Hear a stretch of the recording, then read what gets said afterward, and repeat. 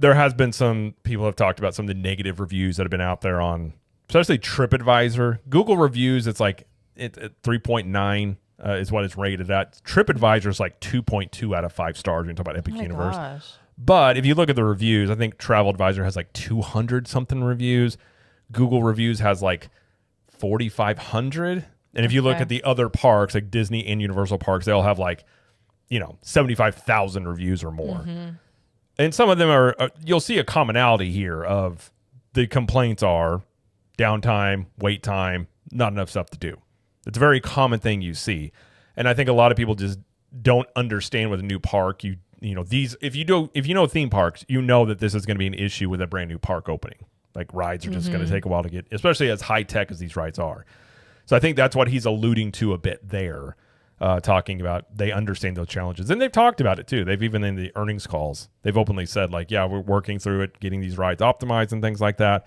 So he did address that there. But I guess the question would be, do you think that Epic Universe is being review bombed, or do you think the reviews out there are legitimate?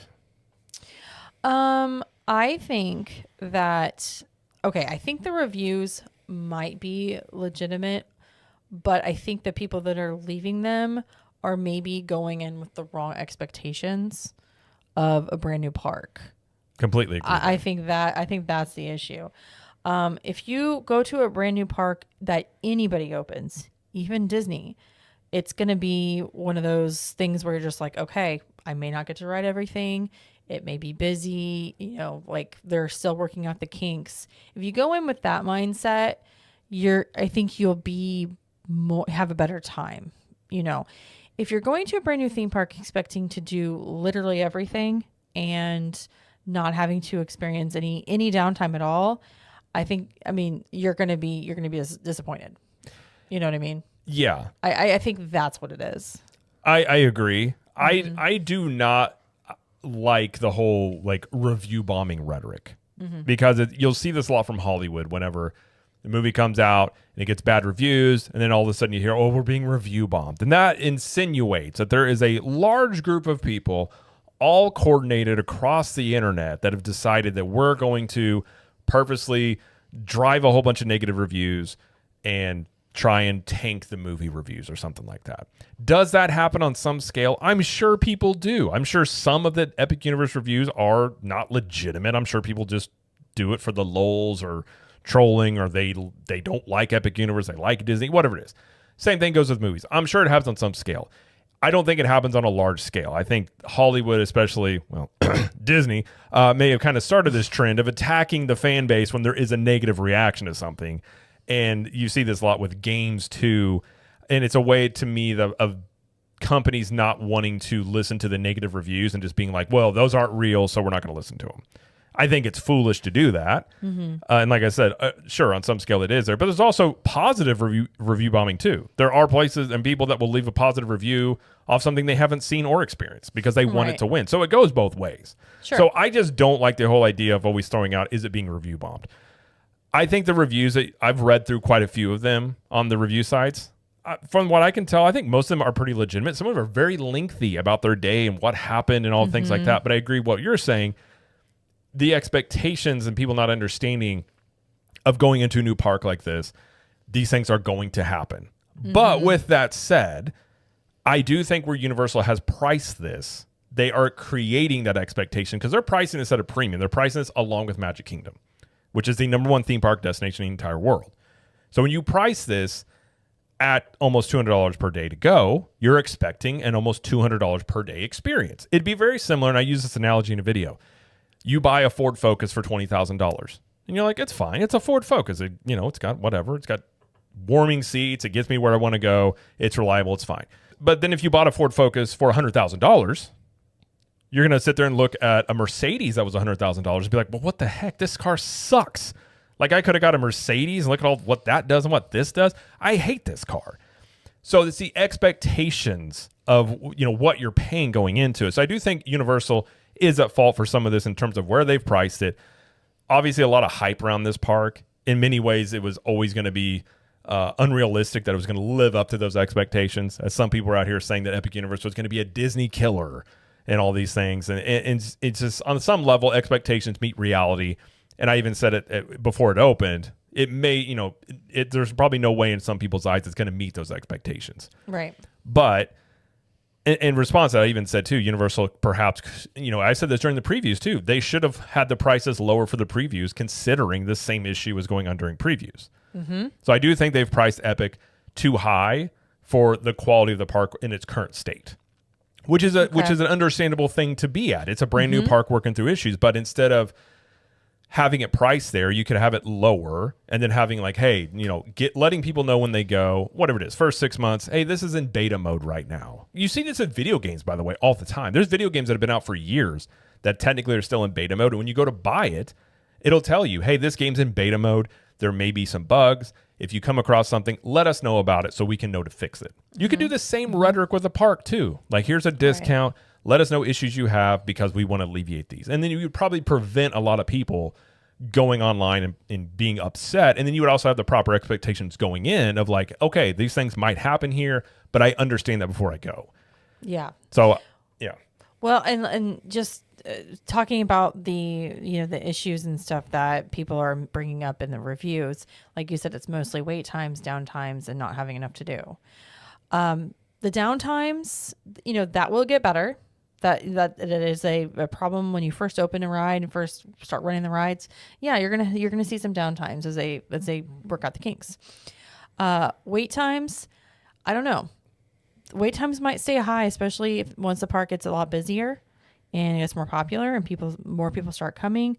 Then again, if the rides aren't down as long, then it maybe alleviate those lines too. So it's just like, okay, like one thing because the other.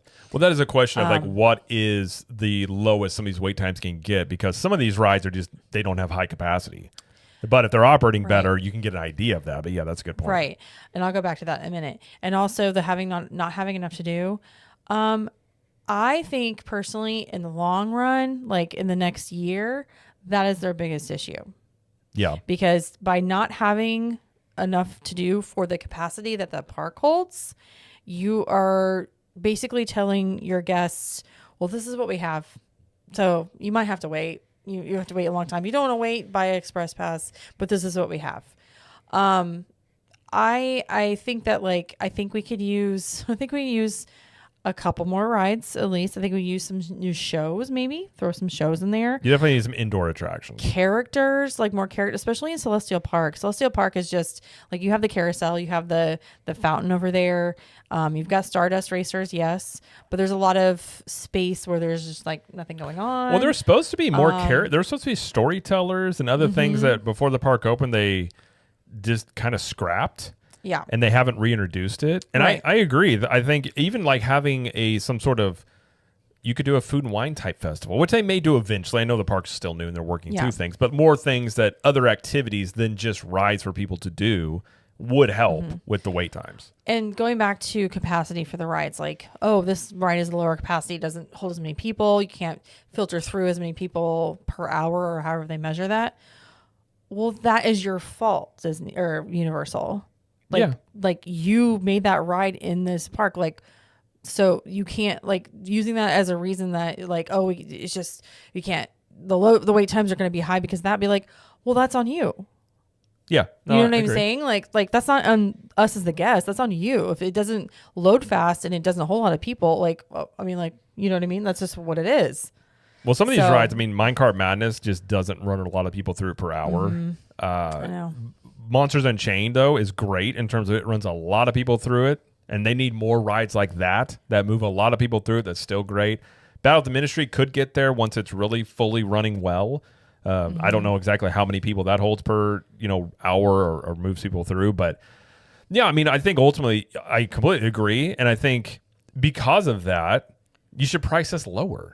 Because again, I do agree with Magic that too. Kingdom is a park, and I understand Disney has its issues, and especially a few years with maintenance and things. But for the most part, Magic Kingdom is a pretty oiled machine. It's been running. It's a 50-year-old park, has a lot of different things for you to do, and it's established. It is the number one park in the world. I understand Universal is going for them. They're not making any qualms, and we'll talk about that further. What Mark Woodbury had to say, but I don't think this park's quite there yet to be pricing it at the same level there. And I think it would be better to price it lower.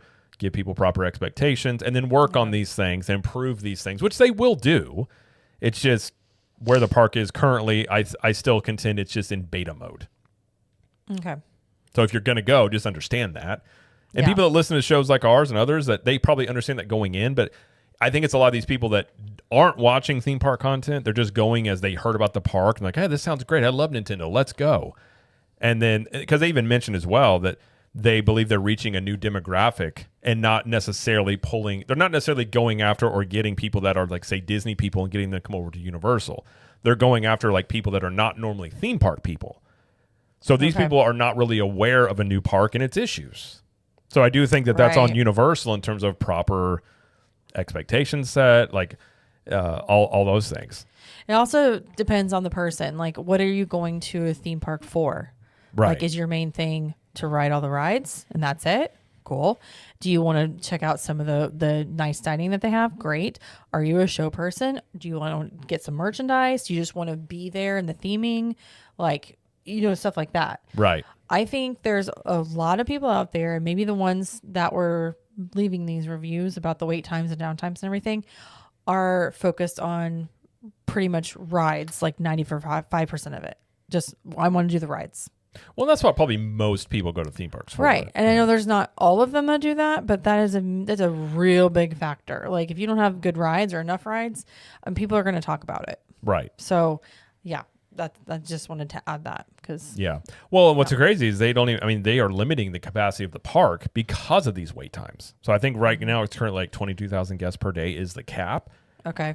They, if you look at Hollywood Studios, which I think Epic Universe they want it to be close to that, which is like 40 to 50,000 guests per day. Okay.